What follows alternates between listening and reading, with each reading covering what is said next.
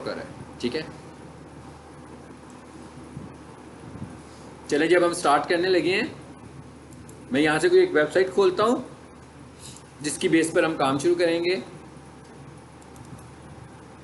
अब आप ये देख लो मैं नेट पे नहीं हूँ, इसका मतलब क्या हुआ कि वेबसाइट मेरे पास लोकल सेव है। ऐसे ही है ना, मतलब कोई भी बंदा वेबसाइट बनाएगा तो पहले तो अपने कंप्यूटर में ही बनाएगा ना, बनाने के बाद आपको देगा।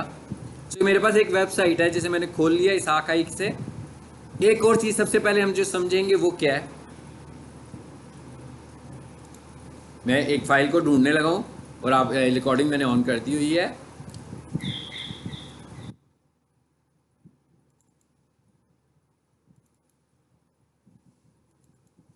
ये वेबसाइट मैं आप लोगों को भी दूंगा, ठीक है, ताकि आपने इस पे काम करना है।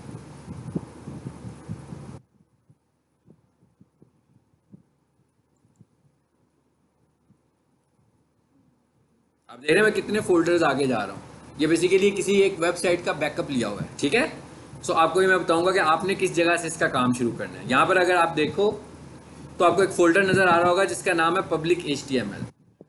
तो आपकी जो वेबसाइट अपलोड होती है वो इस फोल्डर के अंदर अपलोड होती है ऑनलाइन, ठीक है। सो हमने इसी को डाउनलोड करके अपने पास रखा हुआ है और आपकी जो वेबसाइट चलती है, यानी मैं लिखता हूँ ना www.yahoo.com या www.google.com या लिखूँ dckitchen.org, तो वेबसाइट का सिर्फ एक पेज हमें नजर आता है, एक ही पेज नजर आता है ना। वो वाला पेज जो होता है उस वेबसाइट का होम पेज होता है। उस पेज को हम उस वेबसाइट का होम पेज कहते हैं। बेसिकली वो जो होम पेज होता है वो कहाँ होता है, वो इस फाइल में होता है।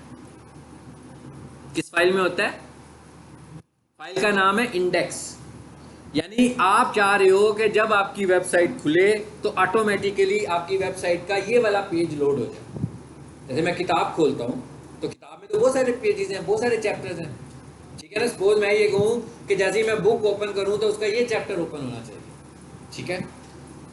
तो हम ये कह रहे हैं जब हम वेबसाइट ओपन करें, मतलब हमारी वेबसाइट में बहुत सारे पेजेस होंगे, बहुत सारे लिंक्स होते हैं ना। अबाउट अस का लिंक्स होता है, कॉन्टैक्ट अस का लिंक होता है, गैलरी का लिंक होता है, और भी बहुत सारे लिंक्स हो सकते हैं। लेकिन मैं ये कहता हूँ कि जब भी कोई बंदा मेरी वेबसाइट का नाम लिखे तो ये फलां लिंक खुल जाए, तो ऐसा लिंक को हम बोलते हैं कि ये इसका होम पेज है। वेबसाइट को www.com लिखने के बाद जो वेबसाइट खुलती है वो क्या होता है, वो होम पेज होता है। urdu.geo.tv वेबसाइट खोलने से एक पेज खुलता है ना, कॉमन पेज खुलता है जहां से वेबसाइट लोड होती है, यानी उसका जो फर्स्ट पेज होता है उसे हम होम पेज कहते हैं। और उस होम पेज को हम स्टोर कहां पे करते हैं, इंडेक्स की फाइल में, ठीक है। इसके बाद जो हमारी वेबसाइट्स हैं वो किस में बनी होती हैं, वो basically HTML, hyper text markup language. HTML stands for hyper text markup language, ठीक है। अभी मैं पहले इस इंडेक्स की फाइल को डबल क्लिक करके दिखाता हूं क्या होता है आपको। अब हम ये स्टार्ट ले रहे हैं, ठीक है।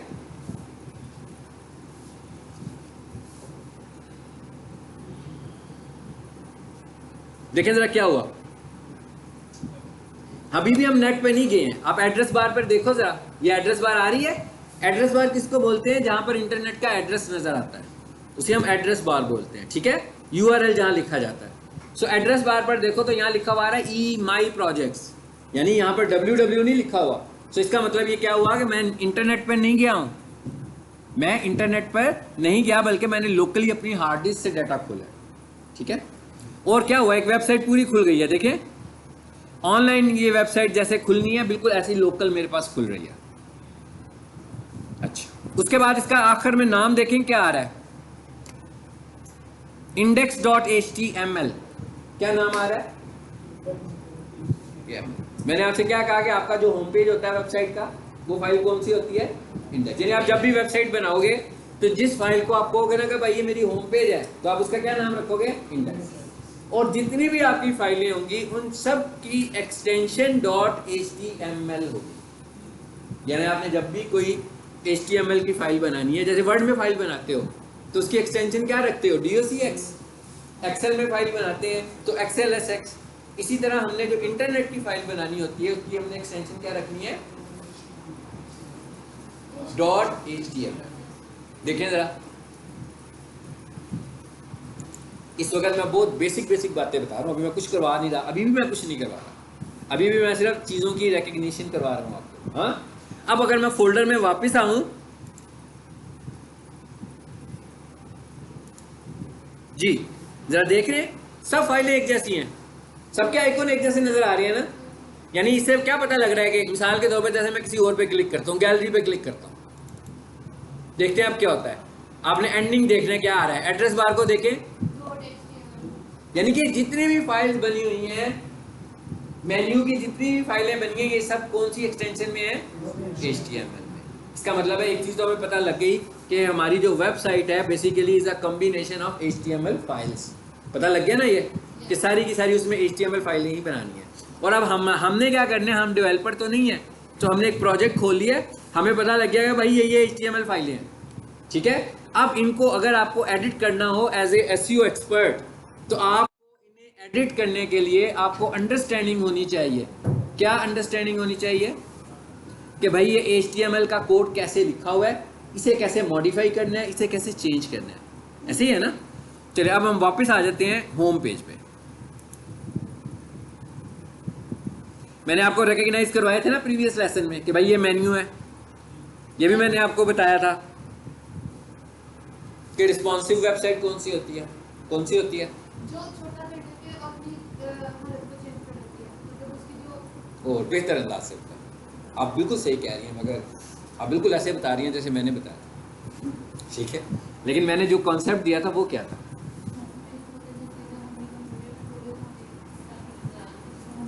गुड। यानी जब हम उसे कंप्यूटर पे खोलें तो हमें मेन्यूज नजर आए, और जब हम उसे मोबाइल पे खोलें तो उसका स्मॉल मेन्यू बन जाए। आपने भी यही कहा है, ठीक है, लेकिन आपने दूसरे अंदाज से कहा, ठीक है। मतलब बेसिकली रिस्पॉन्सिव वेबसाइट का मतलब क्या है, यहाँ खोलूंगा तो मोबाइल के हिसाब से खुलेगी, डेस्कटॉप पे खोलूंगा तो डेस्कटॉप के। अब डेस्कटॉप का हिसाब किताब क्या है, डेस्कटॉप का हिसाब ये है कि इसके ऊपर मेन्यूज इस तरह नजर आते हैं, ठीक है। लेकिन जैसे ही ये मोबाइल पर आएगी तो क्या होगा, एक मेन्यू सा बना हुआ आएगा, उसको दबाओगे क्योंकि मोबाइल तो छोटा सा है आपका। सो अगर कोई वेबसाइट ऐसे नहीं करती, सो इसका मतलब ये हुआ कि वो रिस्पॉन्सिव वेबसाइट नहीं है, और इससे ये भी साबित होगा कि वो वेबसाइट बहुत पुरानी बनी हुई वेबसाइट है। यानी कि अब जो वेबसाइट्स बनती हैं वो रिस्पॉन्सिव वेबसाइट्स ही होती हैं। लेकिन अगर अभी भी आपको कोई पुरानी टेक्नोलॉजी से वेबसाइट बनाकर देगा तो वो रिस्पॉन्सिव नहीं होगी। सो फौरी तौर पर अगर आपने उसे चेक करना हो तो ये उसका शॉर्टकट है जो मैंने आपको उस दिन भी बताया था। इसी विंडो को छोटा कर लें तो ये राइट साइड पर देख रहे हैं मेन्यू बना हुआ नजर आ रहा है आपको, यानी कि यहीं से पता लग गया कि ये वेबसाइट रिस्पॉन्सिव है, ठीक है। क्योंकि अगर हम लोकली चेक कर रहे होंगे कि भाई ये वेबसाइट रिस्पॉन्सिव है या रिस्पॉन्सिव नहीं है, तो ऑनलाइन में तो चलो पता लग जाएगा ना मोबाइल पे जाकर, लोकली तो मोबाइल पे जा ही नहीं सकते हम। लोकल तो मेरे कंप्यूटर में ही सेव हुई है ना, पहले तो उसे मोबाइल पे लेकर जाऊंगा, चलाऊंगा कैसे। सो आप उसको अपनी विंडो को छोटा कर लो, जब आप विंडो को छोटा करोगे तो ये मोबाइल ही बन जाएगा, ठीक है। मैं इसे फिर फुल स्क्रीन कर लेता हूँ। जी यहाँ तक समझ आइए। अभी सिर्फ मैं आपको कॉन्सेप्ट दे रहा हूँ वेबसाइट्स का, कि वेबसाइट्स होती क्या है। और एक कॉन्सेप्ट आपको मैंने दिया कि हमारे पास एक वेबसाइट है, website is a combination of HTML files. ऐसे ही है ना, यही कहा है ना मैंने आपको कि वेबसाइट जो है उसके अंदर बहुत सारी HTML फाइलें हो सकती है। अगर मैं ये कहूँ इस वक्त मुझे मोटी मोटी इस वेबसाइट में जो थिक फाइल्स हैं वो कौन कौन सी हैं, ठीक है। मसलन ये देखें जी, होम एक लिंक बना हुआ है, तो इसका मतलब क्या होगा कि ये एक HTML फाइल होगी, अबाउट एक HTML फाइल होगी, डॉक्टर सलाहुद्दीन एक, यानी ये जितने भी लिंक्स नजर आ रहे हैं, मैं जब लिंक पे क्लिक करूंगा तो कुछ खुलता होगा HTML की सूरत में। सो इसका मतलब क्या होगा, थिक चीजें मैं बता रहा हूँ कि ये सब क्या HTML फाइलें हैं। और अगर मैं फोल्डर में लेकर आऊं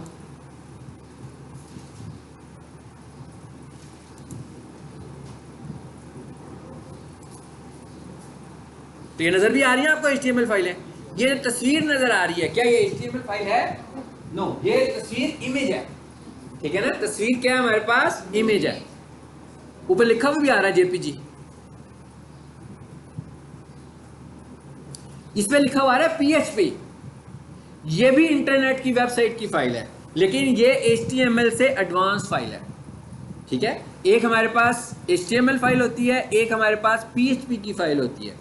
PHP की जो फाइल होती है उसके अंदर जो सर्वर साइड कोडिंग होती है वो होती है। अब ये सर्वर साइड और क्लाइंट साइड क्या होता है, इसको भी मुख्तसर सा समझ लेते हैं। इस सर्वर साइड से क्या मुराद है, क्लाइंट साइड से क्या मुराद है कि मैं घर में बैठा हूँ, मोबाइल हाथ में पकड़ा, geo.tv लिखा, वेबसाइट खुल गई, urdupoint.com लिखा, वेबसाइट खुल गई, cricinfo.com लिखा, वेबसाइट खुल गई, खुल रही है ना वेबसाइट। तो मैं इसको क्लाइंट साइड पर देख रहा हूँ, ये है क्लाइंट साइड। कि हम किसी भी वेबसाइट को खोलते हैं, देखते हैं, बंद कर देते हैं। तो ये क्या है वेबसाइट का क्लाइंट साइड है। सर्वर साइड क्या है? सर्वर साइड ये है कि वेबसाइट जो स्टोर हुई है, हमने जो होस्टिंग परचेज की हुई है, जिस जगह पर हमारी वेबसाइट स्टोर है, दैट इज सर्वर साइड। समझ आ गई बात की? सर्वर साइड उसको बोलेंगे जहां पर हमारी वेबसाइट स्टोर हुई है। सो पीएचपी हमें ये फैसिलिटी देता है कि हम क्लाइंट साइड कोडिंग और सर्वर साइड कोडिंग दोनों उसमें कर लेते हैं। यानी हमने कोई काम क्लाइंट साइड करना हो, HTML क्या कहते हैं, आप क्लाइंट साइड काम कर सकते हो, लेकिन सर्वर साइड काम करने के लिए आपको HTML का इस्तेमाल के साथ साथ किसी सर्वर साइड टेक्नोलॉजी की भी जरूरत है। सो वो कौन सी है? PHP है। हमने पूरी SEO में कहीं पर भी हमने सर्वर साइड प्रोग्रामिंग हमारा कंसर्न नहीं है, लेकिन आपको PHP फाइल का पता होना चाहिए बस, ठीक है? यानी कि आपको ये पता होना चाहिए PHP फाइल क्या होती है, लेकिन हमारा कोई काम नहीं है, ये वेब डेवलपर का काम है PHP फाइल्स कैसे बनेगी। हमने SEO PHP में जाके करनी भी नहीं है। हाँ, PHP अगर हमें खोल के कभी देखनी पड़े तो कोई मसला नहीं, हम देख सकते हैं, ठीक है, उसमें कोड कैसे लिखा हुआ है। PHP फाइल में कोई SEO नहीं होगी। जितनी भी SEO करेंगे हम HTML साइड पे करेंगे। अब आपको मैंने बता दिया क्लाइंट साइड क्या होता है। अच्छा, एक होता है फ्रंट एंड, एक होता है बैक एंड। वो क्या होता है ये भी साथ जल्दी से कर लेते हैं, इनसे इन्हीं टॉपिक से मिलता जुलता है। फ्रंट एंड और बैक एंड, शाबाश।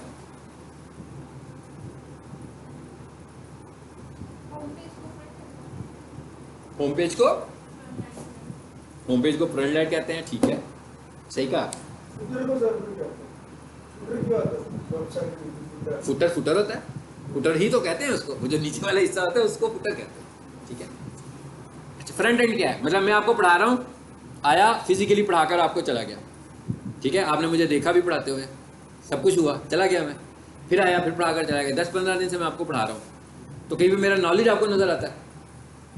देख पा रहे हैं उसको? नहीं देख पा रहे ना, ये बैक एंड है। आपकी जो कोडिंग है वो बैक एंड है।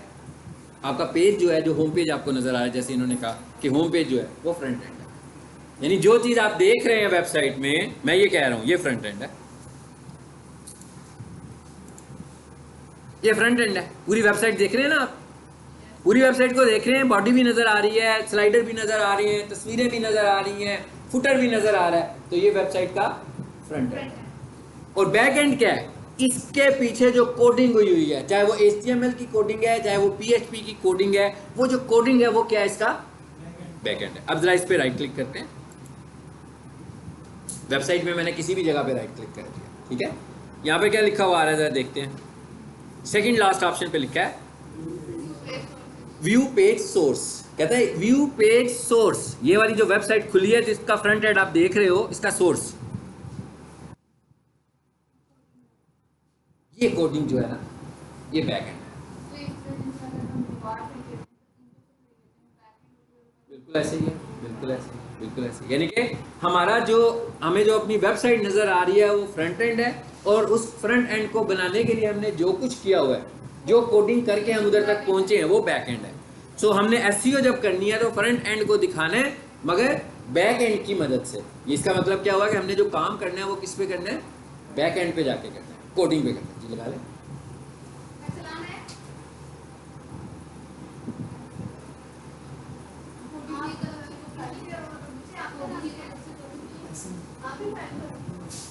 टॉपिक है बिल्कुल अलग से, आप परेशान क्यों हो रहे हैं?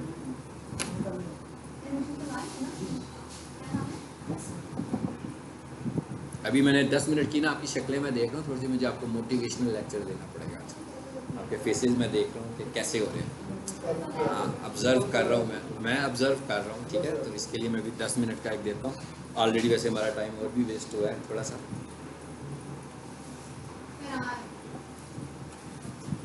जो कि मैं शुरू से भी देता आ रहा हूँ। वर्डप्रेस भी बता देता हूँ आपको। बिल्कुल जैसे अभी हम ये देख रहे हैं, इसी तरह जो वेबसाइट वर्डप्रेस में बनी होगी, उसके मैं आपको कोड पे नहीं लेकर जाऊंगा, बल्कि मैं आपको उसको एडिट करने के लिए उसके वर्डप्रेस इंटरफेस में लेकर जाऊंगा। वर्डप्रेस इंटरफेस को आप यूँ समझ लो कि CMS कहलाता है, वो कंटेंट मैनेजमेंट सिस्टम। जितनी भी वेबसाइट्स जो ग्राफिकली एडिट हो रही होती है उनको हम CMS बोलते हैं। उसमें क्या होता है कि वो ग्राफिकल इंटरफेस है, जैसे माइक्रोसॉफ्ट वर्ड का ग्राफिकल इंटरफेस है। उसमें जो भी काम करना हो तो हम वर्ड में आकर ग्राफिकली कर लेते हैं, ऐसे ही है ना। टेबल पे क्लिक करते हैं, बता देते हैं भाई 4 कॉलम्स 5 रोज, टेबल बन जाता है। रोज बनानी हो रोज बना लेते हैं। एक्सेल में काम कर रहे हो ऐसे ही होता है। वर्डप्रेस में भी ऐसे ही काम होगा कि हर चीज़ आपको ग्राफिक्स की सूरत में नज़र आ रही होगी, यानी आप कोडिंग नहीं करेंगे उसकी।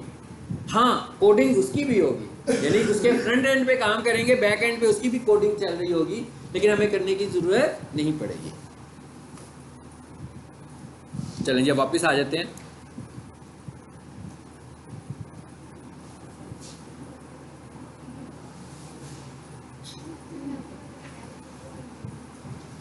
अब इस वेबसाइट में मेन्यू है ना, स्लाइडर है। पता ना क्या होता है स्लाइडर? ये पेज का कंटेंट है, और content consist of text, images and may be videos. मतलब वीडियोस भी हो सकती हैं उसमें, अगर आप लगाना चाह रहे हो तो वीडियोस भी लगाई जा सकती हैं। मतलब आपके कंटेंट में क्या चीज़ शामिल है? Text, most importantly text. और जब हम एसईओ की बात कर रहे होते हैं तो हम कहते हैं कंटेंट इज द किंग, यानी कि हम जब कहते हैं ना एसईओ, तो एसईओ में वो कहता है फोकस किसे करना है? फोकस आपने कंटेंट को करना है। कहता है आपने फोकस किस चीज़ को करना है? कंटेंट को करना है। फोकस आपने रंगीनी में नहीं करनी कि भाई कलरफुल सी कोई चीज़ बन जाएगी तो हमारा अच्छा हो जाएगा, नहीं। आपका कंटेंट, और कंटेंट में इमेज शामिल हैं, लेकिन उसमें मोस्ट इंपॉर्टेंटली चीज़ें जो शामिल है वो आपका टेक्स्ट है। और उससे भी ज़्यादा अहम बात ये है कि जो टेक्स्ट है ना वो आपका है, वो टेक्स्ट आपका होना चाहिए। क्योंकि आजकल तो बहुत आसान है ना हर चीज़ के लिए, कि भाई कोई चीज़ लेनी है गूगल कर लो, कोई चीज़ लेनी है गूगल कर लो। गूगल के ऊपर ऑलरेडी वेबसाइट्स होंगी। इवन अगर आपने किसी सोशल मीडिया से भी टेक्स्ट पिक किया होगा तो वो भी आपका टेक्स्ट नहीं होगा। आपको अपनी वेबसाइट के लिए यूनिक टेक्स्ट लिखते हैं, यानी मैं अपनी वेबसाइट का कंटेंट लिख रहा हूँ, और मैंने आपसे क्या कहा था कि आपकी वेबसाइट का कंटेंट कम से कम 400 वर्ड्स पे होना चाहिए। 400 वर्ड्स। 400 वर्ड्स का मतलब है कि वो जैसे मजमून लिखते होते थे ना बचपन में, कि भाई माई चेयर के ऊपर एक लिखें, तो अपने अल्फाज में लिखना है आपको। अगर आपने 2 सेंटेंस किसी वेबसाइट से उठाए, 2 सेंटेंस किसी वेबसाइट से उठाए, तो इसका मतलब है कि आपका कंटेंट जो है वो डुप्लीकेट है। आपकी वेबसाइट क्रॉल नहीं होगी, वही वेबसाइट क्रॉल होगी जिसका कंटेंट होगा। इसका मतलब क्या हुआ कि हमें कंटेंट खुद लिखना है, देख के टाइप नहीं करना कहीं से, कॉपी पेस्ट भी नहीं करना कहीं से। इसी तरह जो तस्वीरें हमारी हैं, वो भी हमारी तस्वीरें भी गूगल तस्वीरें नहीं होनी चाहिए। यानी मैं कोई चीज़ बेच रहा हूँ, मतलब मैं माउस बेच रहा हूँ, तो बेहतर आइडिया ये है कि मैं जब बाज़ार से माउस लाऊंगा सेल करने के लिए, तो मैं अपने माउस की तस्वीर लूँ, और इस माउस की तस्वीर को ही मैं गूगल पर वेबसाइट पे लेकर जाऊँ। और अगर मैं गूगल पर जाकर यूँ लिखूँ ना डेल माउस, तो रेड कलर का माउस आ ही जाएगा, है ना। तो मैं उसी तस्वीर को उठाऊँ और अपनी वेबसाइट पे लगा दूँ, तो इसका मतलब क्या हुआ कि हमने डुप्लीकेट कंटेंट यूज़ किया। हम चेयर्स बेच रहे हैं, तो हमने क्या किया भाई, चेयर्स की इतनी वेबसाइट्स हैं, वहाँ से चेयर उठा के लगा दी अपनी वेबसाइट पे, सोशल मीडिया पे लगा दी, कोई प्रॉब्लम नहीं है, ठीक है ना। सोशल मीडिया में तो क्या होगा, रीच के साथ सेल होनी है ना आपकी, कि रीच किधर जा रही है। लेकिन वेबसाइट में क्या है कि आपका पहला कंसर्न ये है कि आपका कंटेंट यूनिक होना चाहिए। यानी यूनिक का क्या मतलब है कि आपको किसी से नया कंटेंट लिखवाना है। मतलब मैं किसी से कहता हूँ कि भाई मैं एक वेबसाइट बना रहा हूँ जिसमें मैंने मोबाइलों को बेचना है, तो एक तो मैंने फोटोग्राफर को बुलाया, मैंने कहा यार तस्वीरें खींचनी है मेरे मोबाइल्स की, और एक मैंने बंदा ऐसा हायर किया, या घर में से किसी ऐसे बंदे को देखा जिसकी इंग्लिश ज़रा बेहतर है, तो उसे मैंने कहा कि भाई मुझे 400 से लेकर 800 वर्ड तक का एक कंटेंट लिखना है, इन पैराग्राफ्स की सूरत में लिखना है, नंबर ऑफ पैराग्राफ्स की सूरत में लिखना है, ताकि हम उसको अपने पेज के ऊपर लेकर जाएं। अब ये कंटेंट यूनिक है।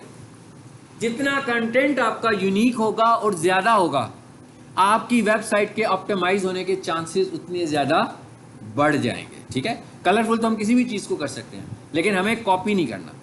समझ आ गई बात की? सो ये कंटेंट नज़र आ रहा है आपको, इसमें देख रहे हैं तस्वीरें भी नज़र आ रही हैं, टेक्स्ट भी नज़र आ रहा है। बंद हो गया?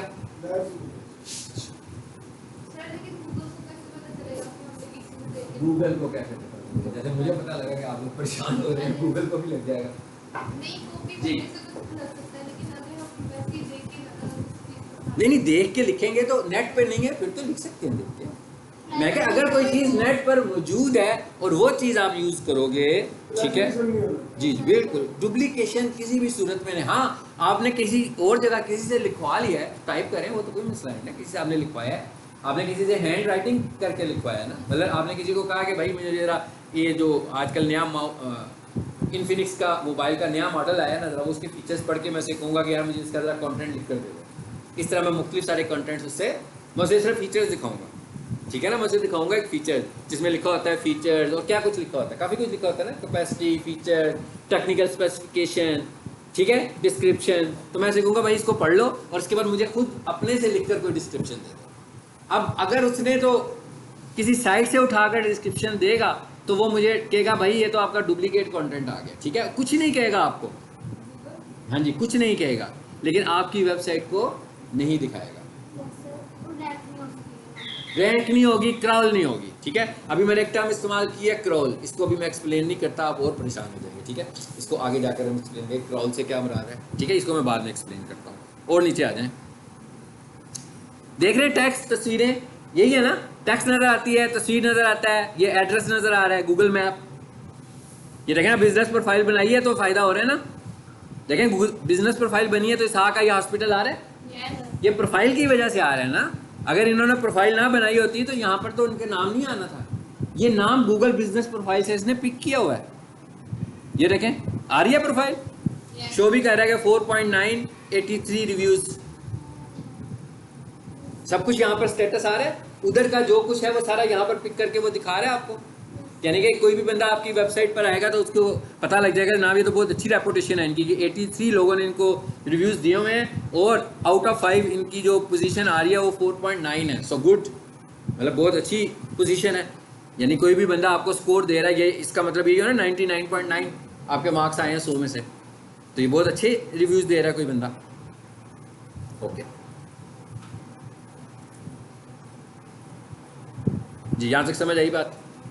अच्छा, अब जरा हम देखते हैं कि ये जो HTML फाइलें होती हैं ये बनती कैसे हैं। अगर मैं इसका कोड खोला था अभी थोड़ी देर पहले, तो ये देखें ज़रा क्या लिखा हुआ है, ज़रा इस कोड को एक दफ़ा पढ़ते हैं। मैं ऐसे ही पढ़ता हूँ, चलते फिरते जैसे पढ़ रहा हूँ। क्या लिखा हुआ है जी, HTML, थोड़ा सा मैं इसे बड़ा कर देता हूँ, चले।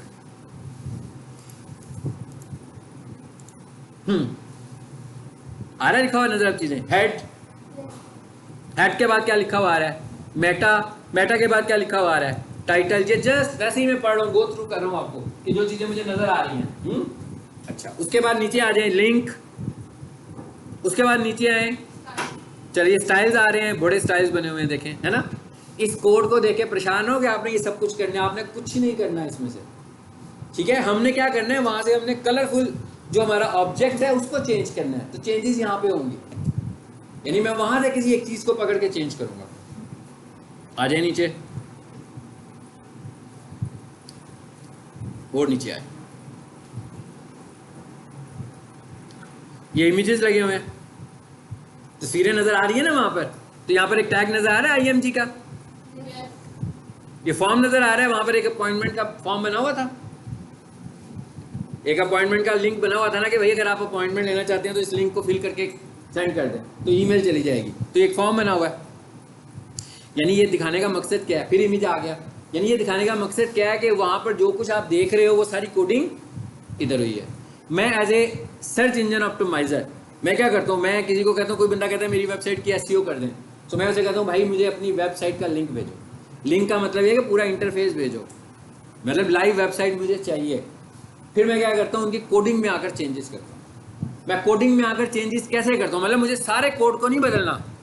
मैं हो सकता है कि अभी आपको दिखाया ना टाइटल, तो हो सकता है मुझे टाइटल को चेंज करना हो। अभी मैंने आपको दिखाया मेटा, तो हो सकता है मुझे एज ए ऑप्टिमाइजर मेटा को चेंज करना हो। अभी आपको मैंने दिखाया IMG, तो मुझे उस IMG को चेंज करना हो। इसके अलावा लिंक्स भी हैं, यहाँ पर देखें लिंक्स हैं, ये देखें A/href लिखा हुआ है, ये हाइपर लिंक्स हैं। लिंक्स बने होते हैं ना, क्लिक हेयर, ये हाइपर लिंक्स कहलाते हैं। तो मैं इस पे आकर थोड़ा सा काम करूंगा। ये मैंने जितना SEO के हवाले से ऑन साइट चीज़ों पे काम करना है, मैंने उनके नाम आपको बता दिए। अब आपने देखा कितनी बड़ी वेबसाइट थी, मैंने बाकी की इनकी वेबसाइट का कुछ लेना देना नहीं है, लेकिन मुझे ये पता होगा कि ये है क्या चीज़, क्या है, ताकि मैंने जब चेंज करना होगा, मिसलन मैं ये कहता हूँ कि अब इस वेबसाइट को देखें दोबारा, मैं कहता हूँ कि भाई ये जो लोगो है ना, मतलब मैं सपोज कह रहा हूँ कि मैं इस वेबसाइट को बना रहा हूँ कमर्शियल किचन की वेबसाइट, तो इसका क्या मतलब हुआ, जहाँ पर इसहाक आई का लोगो लगा हुआ है तो यहाँ पर किसका लोगो होना चाहिए, कमर्शियल किचन का लोगो होना चाहिए ना, है ना, कमर्शियल किचन का ही होना चाहिए ना लोगो। तो मैंने इस लोगो को चेंज करना है। अच्छा, उसके बाद आगे चलते हैं, स्लाइडर चेंज करना हो सकता है। और आगे चलते हैं, स्लाइडर के इमेजेस। अब बेसिकली ये स्लाइडर है, इस स्लाइडर के पीछे एक प्रोग्रामिंग है जो टाइमर चल रहा है, ऐसे ही है ना, लेकिन साथ साथ तस्वीरें भी तो हैं। अब हमें टाइमर तो नहीं चेंज करना, हमें तस्वीर को चेंज करना।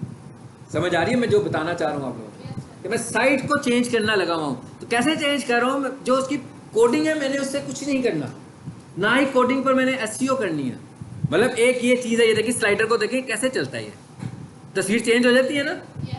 इसका मतलब क्या हुआ कि स्क्रिप्टिंग में कहीं ना कहीं ये कोड लिखा हुआ है कि भाई ये कितनी देर के बाद तब्दील हो। ये मेरा लेना देना नहीं है। मेरा क्या लेना देना है कि ये जो तस्वीर नजर आ रही है ना, मैं कहता हूँ ये डॉक्टर साहब की तस्वीर नजर आ रही है, यहाँ पर कमर्शियल किचन की तस्वीर होनी चाहिए बस। तो मैंने इस तस्वीर को चेंज कर दिया। मैं आपको ये बताऊंगा कि ये तस्वीर कैसे चेंज होगी।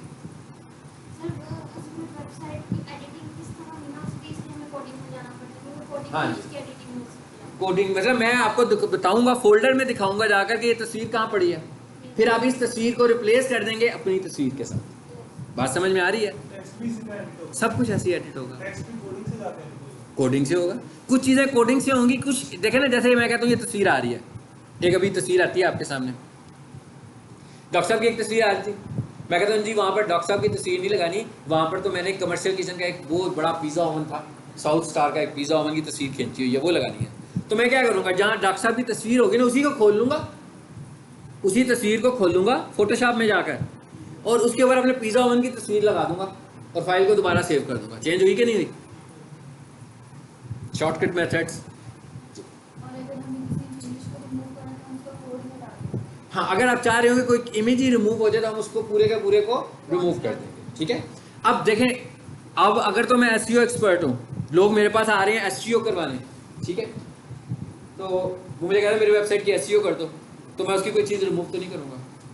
अगर मुझे कोई चीज़ लगेगी कि एज़ पर स्टैंडर्ड नहीं है तो मैं उसे कहूँगा कि भाई जो आपका डेवलपर है ना, उससे कहें कि ये यहाँ पर नहीं होना चाहिए, वो उसको रिमूव करेगा। हाँ, मैं क्या करूँगा, मैं ये करूँगा कि उसको जो ऑप्टिमाइज करने के लिए जो शर्तें हैं मैं वो पूरी करूँगा। आपको मैं ये इसलिए सिखा रहा हूँ कि आप ये सारे काम खुद कर सकते हो। इवन आपको भी कोई बंदा ये तो नहीं कहेगा कि किसी और की वेबसाइट पकड़ा करके कि भाई ये वाली वेबसाइट ऑप्टिमाइज कर दो, अपनी ही वेबसाइट देगा ना, फिनिश हुई होगी वेबसाइट, तैयार होगी ना वेबसाइट। तो कोई भी बंदा अगर आपको जैसे इसहाक आई हॉस्पिटल में मुझे कि मेरी वेबसाइट की एसईओ कर दो, तो मैं इनकी तस्वीरें तो नहीं चेंज करूँगा यहाँ।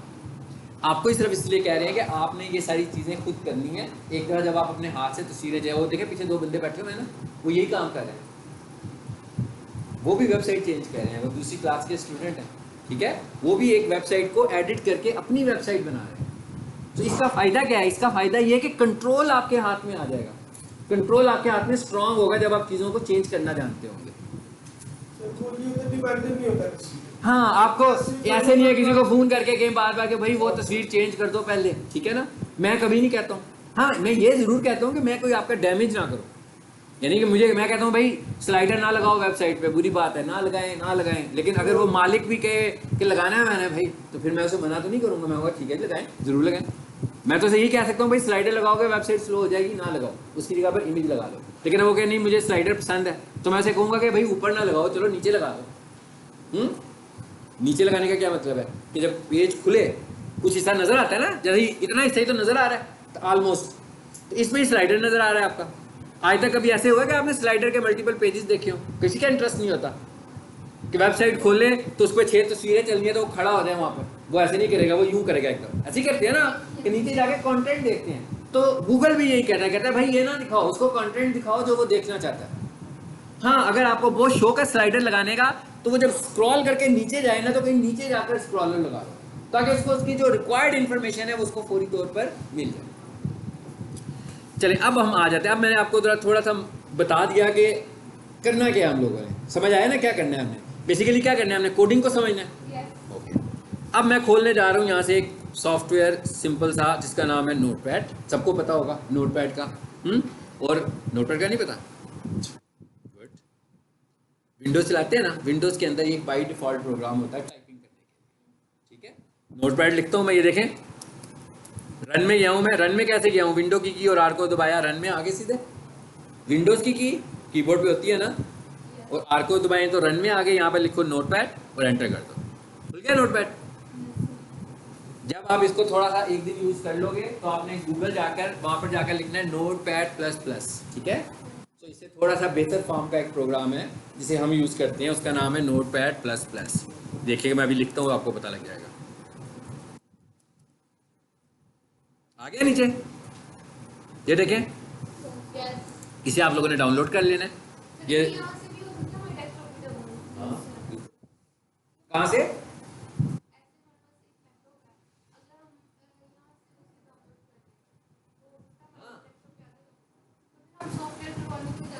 नहीं नहीं, हर सॉफ्टवेयर तो नहीं होगा ना। कुछ सॉफ्टवेयर ऐसे होते हैं जो कि आपको करवाने पड़ते हैं, कुछ ऐसे होते हैं जो खुद हो जाते हैं, ठीक है। जैसे ये फ्री सॉफ्टवेयर है, ये हो जाएगा, ठीक है। ये देखिए लिखा हुआ आ रहा है ना, डाउनलोड नोटपैड प्लस प्लस। जो नहीं होगा उस पर लिखा होगा download free trial, download for 7 days, download for 1 month. इसका क्या मतलब है कि इतनी देर के बाद इसने एक्सपायर हो जाना, ठीक है। चलिए अब वापस आ जाए टॉपिक पे।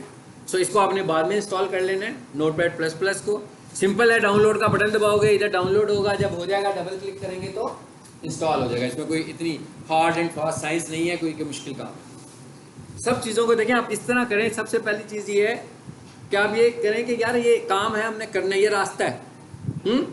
ऐसा कभी हुआ है कि आप लोगों ने किसी जगह जाना हो और किसी से रास्ता पूछें तो उसे कहीं जरा बैठो, जरा मुझे रास्ता से समझा दो, आधा घंटा उससे रास्ता ही समझते रहे बैठकर? ऐसा हुआ है कभी? नहीं हुआ ना। आप पूछते हैं कि भाई उधर का रास्ता किधर है, वो खड़े खड़े ही आपको बताया था भाई इधर जाओ, फिर इधर जाओ, फिर इधर जाओ। ऐसे ही सीखना है इसको। अगर ऐसे नहीं सीखेंगे तो हाँ फिर मुश्किल होगी। मतलब ऐसे थ्योरेटिकल होकर नहीं सीखना, इसको समझना कि रास्ते आपको मैं दिखा रहा हूँ बस। आपने लिखना है नोटपैड प्लस प्लस। मैंने क्या कहा कि लिस्ट में नजर आएगा, उसे डबल क्लिक कीजिएगा। अगर आपका इंटरनेट चल रहा है तो राइट साइड पे, आप लेफ्ट साइड पे आपको विंडो भी नजर आएगी कि डाउनलोड हो रहा है। जैसे आम चीजें आप डाउनलोड करते हो, सॉन्ग डाउनलोड करते हो, उस पर डबल क्लिक करोगे तो इंस्टॉल होना शुरू हो जाएगा।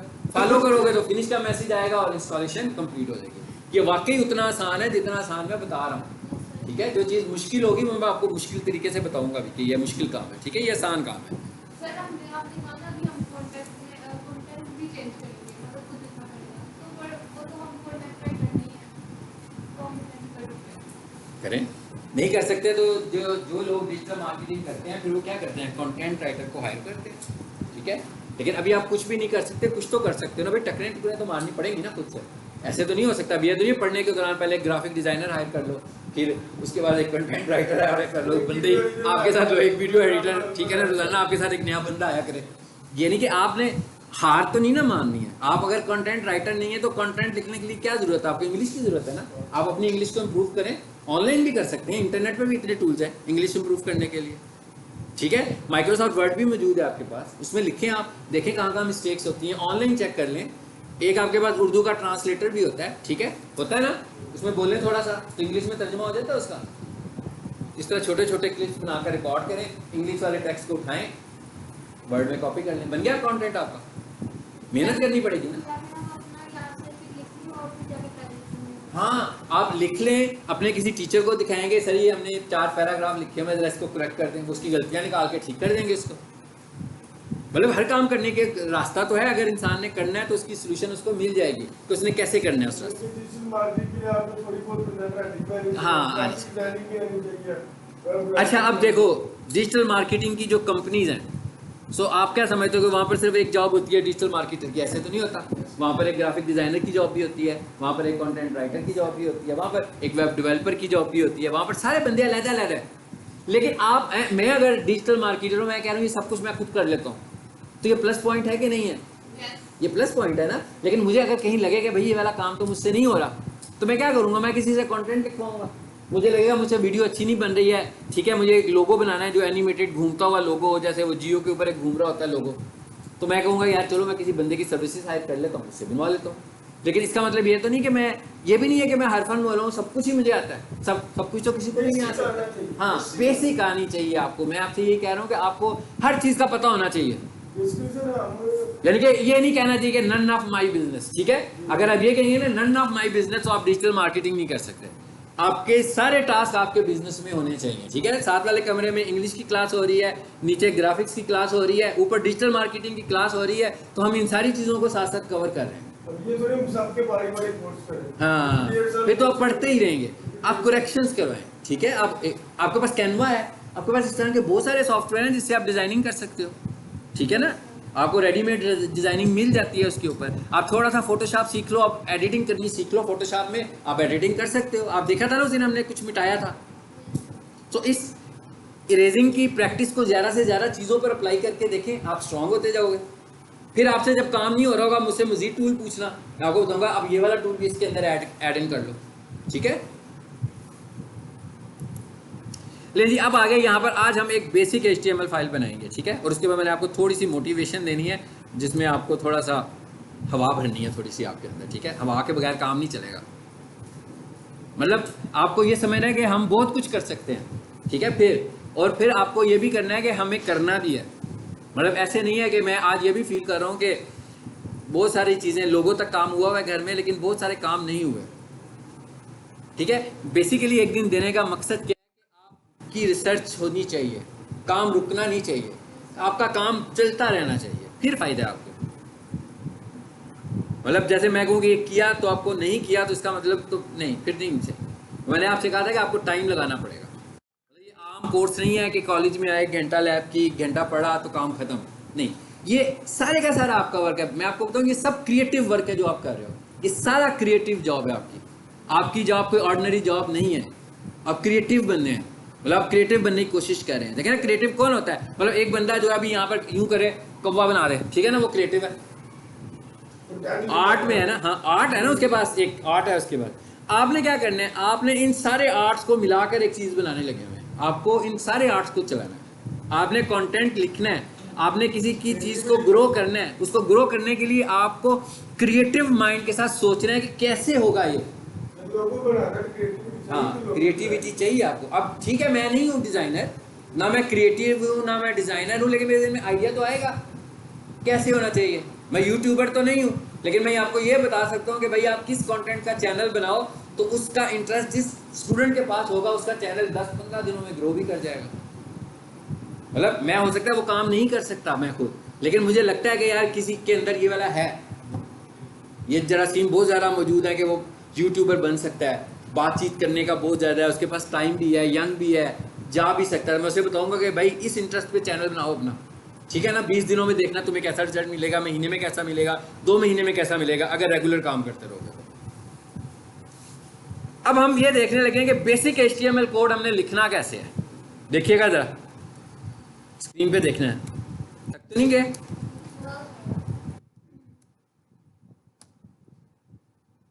अच्छा, मैंने सिर्फ ये लिख दिया, अभी देखें क्या लिखा है। अब मैं इसको पढ़ूं तो मैं इसे कहूंगा कि स्टार्ट HTML और एंड HTML। इसका मतलब क्या हुआ कि आपने जितने भी HTML के टैग्स लगाने हैं, दीज कॉल्ड टैग्स, क्या है जी? ये टैग्स है। ये मेन टैग है जो बता रहा है कि भाई ये जो फाइल है ना, ये HTML फाइल है, यानी कि इसको इनक्रिप्ट कर दो एज ए HTML फाइल। खोला तो मैंने नोटपैड है, नोटपैड में तो सिंपल टाइपिंग होती है, टेक्स्ट लिखते हैं ना उसमें, लेकिन अब हम इसे क्या कह रहे हैं कि इसको इनक्रिप्ट करो इसकी शक्ल में, HTML फाइल की शक्ल में। किसकी वजह से करेगा? टैग की वजह से करेगा। अब ये क्या है? ये स्टार्टिंग टैग है और ये क्या है? यानी कि एक चीज हमें पता लग गई कि जब भी आपने टैग लगाना है तो उसका एक स्टार्टिंग टैग लगाना है, एंडिंग टैग लगाना है। यानी कोई भी टैग होगा, एक स्टार्ट एक एंड। क्लियर? अच्छा, मैं यहां पर आया दोबारा और यहां आकर मैंने एक कोड लिखा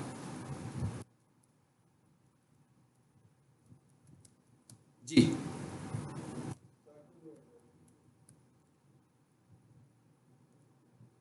और मैं इसको ऐसे क्यों लिख रहा हूं ये भी बताता हूं।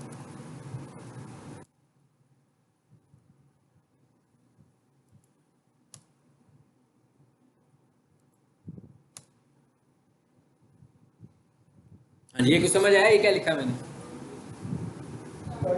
हेड और एंड हेड है ना, बॉडी और एंड बॉडी। हेड कौन सा हिस्सा है? ऐसा हिस्सा वेबसाइट का कि जैसी आपकी वेबसाइट अपलोड होगी, लोड होगी तो सबसे पहले जो सा हिस्सा एग्जीक्यूट होता है वो कौन सा होता है? हेड का हिस्सा होता है सबसे ऊपर। और हेड में क्या होता है? मैं अभी कोई वेबसाइट खोलता हूं, देखिएगा जरा।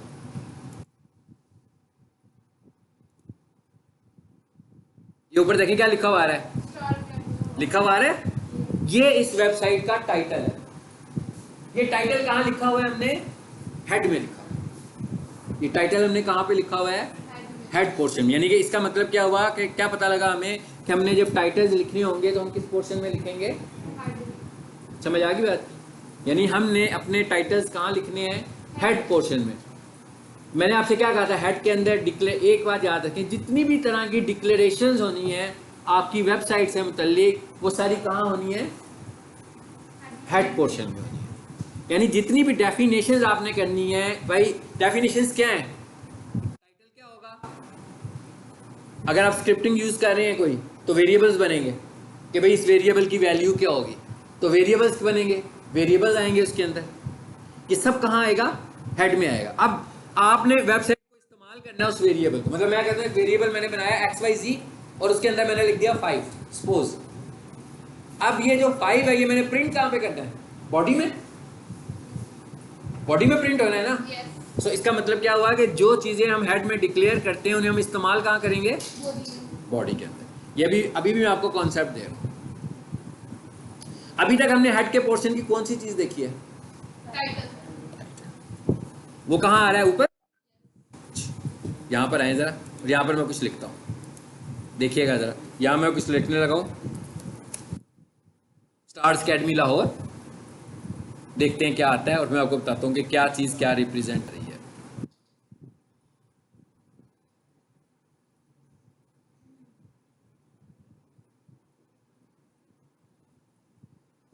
ये देखें ज़रा, ये ऊपर URL आ रहा है, वेबसाइट का URL आ रहा है ना सबसे ऊपर। उसके नीचे क्या आ रहा है? हेडिंग। ये वाली जो हेडिंग है it is head, title. Head में से जो टाइटल हमने लिखा हुआ है ना, ये वो वाला टाइटल आ रहा है। इसका मतलब क्या हुआ कि जब भी आप किसी वेबसाइट को सर्च करते हैं तो सर्च करके कौन सी चीज आता है उस वेबसाइट की? टाइटल। हेड में से टाइटल को निकाल के लाते हैं। अच्छा, उसके बाद और नीचे देखिए क्या लिखा हुआ आ रहा है? Stars academy is educational institution. ये कुछ टेक्स्ट ये भी लिखा हुआ है। ये वाला टेक्स्ट जो है ये भी बॉडी में से नहीं है, ये भी हेड में से आया हुआ है। ये मैं आपको कुछ मेटा दिखा रहा था, यस ये वो मेटा डिफाइन किया हुआ है आपको। ये एसईओ है सारी। यानी ये जो टाइटल हमने ऊपर कैसे लेकर आना है, ये डिस्क्रिप्शन हमने ऊपर कैसे लेकर आनी है, ये हम लोगों ने दो काम एसईओ के हवाले से हेड पोर्शन में करने हैं। समझ आइए बात की। अब आ जाए जरा HTML फाइल में वापस। जी, मेटा भी हेड में लिखते हैं, टाइटल भी हेड में लिखते हैं, मेटा डिस्क्रिप्शन भी हेड में लिखते हैं। ठीक है, ये देखें। अभी मैं सिर्फ इसमें से एक चीज़ आज करूंगा और वो लिखूंगा टाइटल। ठीक है, और आपसे रिक्वेस्ट करूंगा कि अगली क्लास में अपनी स्पीड को बढ़ाएं। ठीक है, मतलब अंडरस्टैंडिंग करने की स्पीड, क्लास में बैठने की स्पीड, जिससे मुझे फील हो कि मैं डिलीवर कर रहा हूँ, आप थक नहीं रहे, किसी को नींद नहीं आ रही। ठीक है, मुझे बहुत सारे फैक्टर्स, जैसे गूगल के फैक्टर्स हैं, वो सारे मैं जब यूँ नज़र घुमाता हूँ तो सारे फैक्टर्स फील होते हैं। ठीक है, सो वो वाले फैक्टर्स कम करें, क्योंकि जितना ज़्यादा मैं आपको बताऊँगा आप उतनी ज़्यादा चीज़ों की प्रैक्टिस कर पाएंगे। ठीक है ना। सो आपको अपनी थोड़ी सी पिकअप बढ़ानी है। मतलब वो पहले लेसन वाली बात नहीं, बल्कि अब थोड़ा सा आगे की तरफ पढ़ना है, तो अपनी पिकअप आपने बढ़ानी है। आपकी पिकअप बढ़ेगी तो कंटेंट बढ़ेगा, कंटेंट बढ़ेगा तो प्रैक्टिस होगी ना। ठीक है, तभी हम कोर्स को 2.5-3 महीने में मुकम्मल कर पाएंगे। मतलब पिकअप कैसे बढ़ानी है? आप किसी दफ्तर में नौकरी करते हैं, है ना, पहली दफ़ा चले जाते हैं, ग्रेजुएशन करते हैं, इंजीनियर बनते हैं, डॉक्टर बनते हैं, कुछ भी करके फर्स्ट टाइम जब जॉब पे जाते हैं तो जाते ही सबसे पहले कितना लोड डालते हैं? पहले दिन डालते हैं कि नहीं डालते हैं? ये भी करना है आपने, ये भी करना है, करते हैं ना, लोड डलता है ना। बस आपने वो लोड लेना है। अगर आप वो लोड ले सकते हैं तो आप डिजिटल मार्केटिंग सीख सकते हैं। आपको लोड लेना है। अगर आप वो लोड नहीं ले सकते कि नहीं जी, आहिस्ता आहिस्ता आराम आराम से, फिर नहीं। और अगर आप कंपनी में भी लोड नहीं ले सकते तो वो भी आपको पहले दिन के बाद कहते हैं कि नहीं, कल ना आइएगा वो हमारे पास। ठीक है, आप इतना लोड नहीं ले सकते। आपको लोड लेना है काम का लोड लेने का मतलब ये नहीं कि मैं बता रहा हूँ तो आपको फौरी तौर पर लग रहा है यार कुछ समझ में नहीं आ रहा, कोई बात नहीं आ रहा, घर जाके प्रैक्टिस करनी है, फिर भी नहीं आया तो अगला सेशन फिर है हमारा, फिर डिस्कस कर लेना है, ग्रुप पे क्वेश्चन करके पूछ लेना है क्या चीज़ है ये जो भी हमने पढ़ी थी, ये हम बना रहे हैं, इसमें एरर आ रहा है, ये एग्जीक्यूट नहीं हो रहा, कोई एरर नहीं आ रहा, एग्जीक्यूट होता है तो समझ ही नहीं आ रहा क्या हो रहा है, मतलब ये सवाल आपके हो सकते हैं, ठीक है। सो आप ये सवाल ग्रुप में पूछ सकते हैं मुझसे, लेकिन यह है कि मुझे फील हो कि मैं ज़्यादा डिलीवर करूँ, क्योंकि मैं जब ज़्यादा डिलीवर करूँगा तो आप उसको प्रैक्टिस करेंगे। मैं ये चाहता हूँ कि हम इस हालत में आ जाएं कि हम वेबसाइट को एडिट, देखिए मैंने आपको 3-4 चीज़ें कही हैं जो मैंने एडिट करवानी है, ठीक है ना। मैंने आपसे क्या कहा कि आपको इमेज का बताना है, आपको हाइपरलिंक का बताना है, आपको टाइटल का बताना है, आपको मेटा का, हेडिंग स्टाइल्स का, बॉडी का, यही बताया ना। इससे रेलिवेंट टैग सिर्फ मैंने आपको दिखाने हैं और उसके बाद वेबसाइट को एडिट करनी शुरू कर दी। अब हम आगे यहाँ पर हेड में, जी आप लोगों ने बताना है, चलिए मैं नहीं था लगाना चाह रहा लेकिन मुझसे लिखा गया तो मैं लिख देता हूँ, मैंने लिखना नहीं था। टाइटल, सबसे पहले मैंने क्या लिखा है, एडमिट टाइटल लिखा, यानी मैं ये चाह रहा हूँ कि मेरी वेबसाइट सर्च कैसे होनी है, टाइटल से होनी है ना। ये तो कंफर्म हो गया सबको कि आपकी वेबसाइट कैसे सर्च होती है, नहीं हुआ अभी? हो गया। सबको हो गया ना कि वेबसाइट सर्च कैसे होती है, टाइटल से होती है। ये देखें यहाँ पर टाइटल आपका नजर आने लगा हुआ है, ठीक है। सो इसका मतलब क्या हुआ कि सबसे पहले आपने अपनी वेबसाइट का टाइटल लिखना है, और जब हम एसईओ शुरू करेंगे हम इसी टाइटल को ऑप्टिमाइज भी करेंगे। जब हम एसईओ करेंगे हम इसी को ऑप्टिमाइज करेंगे। ऑप्टिमाइज का मतलब क्या है, मतलब ऑप्टिमाइज का मतलब ये है कि भाई मैं मोबाइल बेच रहा हूँ तो मैं अकेला तो नहीं बेच रहा, दुनिया में और कितने लोग बेच रहे हैं मोबाइल, तो मेरी वेबसाइट ऊपर क्यों आए, किसी और की वेबसाइट क्यों ना ऊपर आए। ये ऑप्टिमाइजेशन है। ये हम इसमें कुछ ऐसा करेंगे कि हमारे पास टाइटल दूसरी वेबसाइट्स के टाइटल से अच्छा हो, ठीक है। ये है ऑप्टिमाइजेशन जो हमने सीखनी है। लेकिन आज के मरहले में हम क्या सीख रहे हैं, आज के मरहले में हम सिर्फ ये देख रहे हैं कि टाइटल होता क्या है और लगता कैसे आपकी HTML फाइल में, ठीक है। अभी मैं एक टाइटल लगाता हूँ और आपको मेन वेबसाइट का टाइटल दिखाऊंगा भी जिस पे हम काम कर रहे हैं।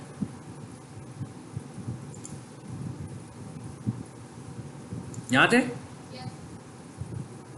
ले जी, मैं वही टाइटल लगा देता हूँ जो अभी हमें वहां नजर आ रहा था।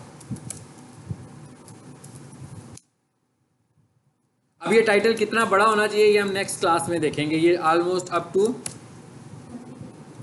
60 कैरेक्टर्स, लेकिन इसकी 2-3 डायमेंशन होती हैं। एक इन लेंथ कैरेक्टर्स होती है और एक इसकी लेंथ होती है ग्राफिक्स, ठीक है। लेकिन यहाँ पर अगर आप देखो मुझे टेक्स्ट नजर आ रहा है, लेकिन अगर मैं इसको वहां जाकर देखूँ तो मुझे ग्राफिकली भी तो डिस्प्ले हो रहा है ना। सारा ये आइटम ग्राफिकली नजर आ रहा है ना आपको, पूरा यूनिट ये जो है, ये इसने कोई ग्राफिकली भी तो स्पेस लिया स्क्रीन के ऊपर, ठीक है। सो ये दोनों चीजें हमें देखनी पड़ती हैं कि ग्राफिकली कितनी स्पेस ले रहा है और ये इन कैरेक्टर्स कितनी स्पेस ले रहा है। लेकिन ये हम उस वक्त देखेंगे जब हम एसईओ को इसके साथ रेलिवेंट करेंगे, ठीक है। अभी हम सिर्फ लगाना सीख रहे हैं कि लग कैसे रहा है। लग गया टाइटल? ये क्या है, इसका क्या मतलब है जो टाइटल और स्लैश टाइटल लिखा है, चलो ये बताएं मुझे। एंड टाइटल, यानी कि भाई ये टाइटल लिख दिया, यहाँ टाइटल खत्म हो गया, बात खत्म, ठीक है। अब हमने क्या करना है, इस फाइल को सेव करना है। जब हमारी यही वाली फाइल, अगर हमारी वेबसाइट का होम पेज होता तो मैं इसका क्या नाम रखता, यही वाली फाइल अगर मेरी वेबसाइट का होम पेज होता तो मैं इसका क्या नाम रखता, गुड इंडेक्स। अगर ये मेरी वेबसाइट का जी, अगर ये मेरी वेबसाइट का होम पेज होता तो मैं इसका नाम इंडेक्स रखता, लेकिन क्योंकि अभी हम प्रैक्टिस कर रहे हैं तो मैं इसका नाम रख देता हूँ, कोई भी रख देता हूँ।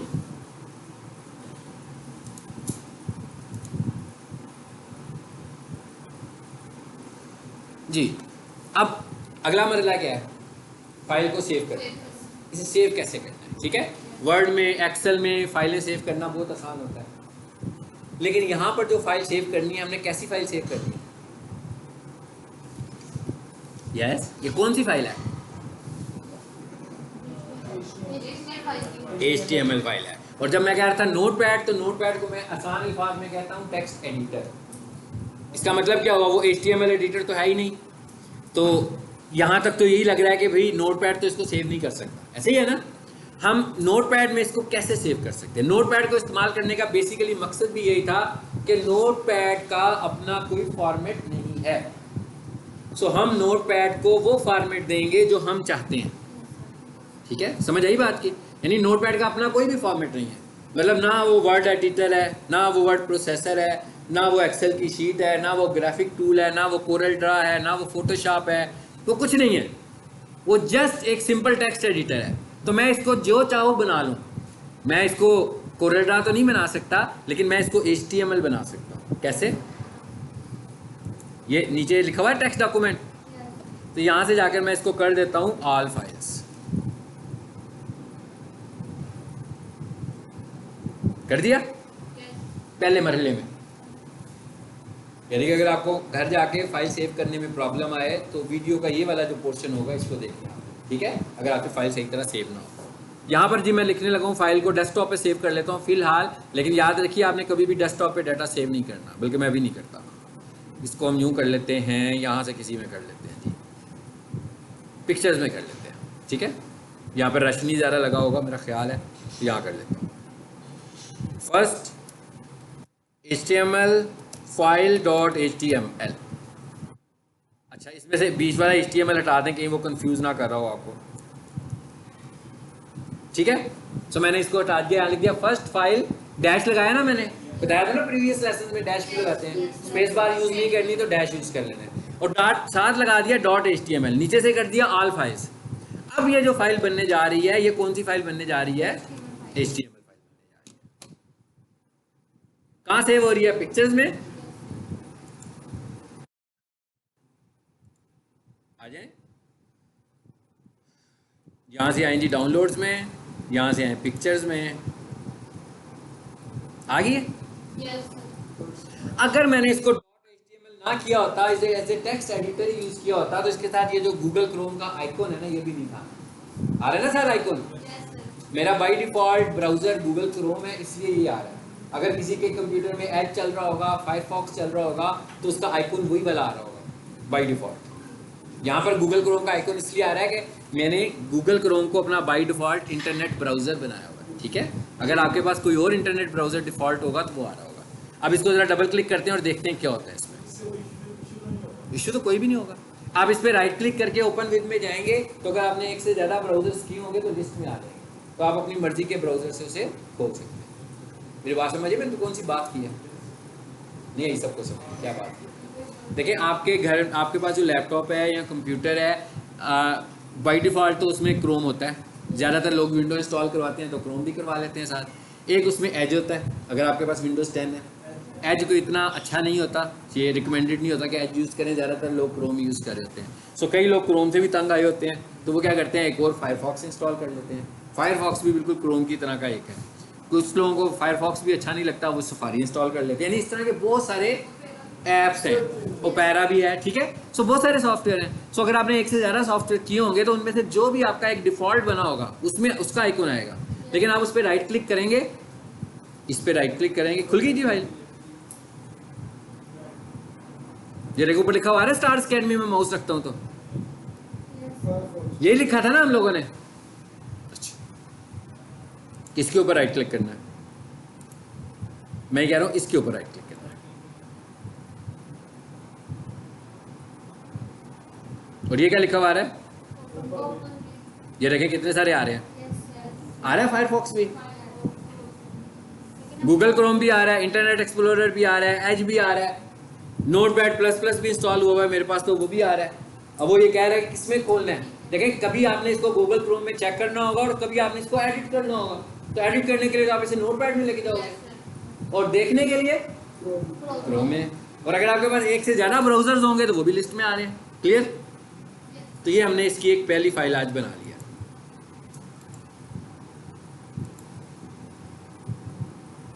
अब अगर आप चाहते हैं, ये ऊपर लिखा हुआ है दीज कॉल टैग्स, ये मैंने वहां पे टाइप किया था ना, तो एज इट इज यहाँ पर ये नजर आना आपको शुरू हो गया।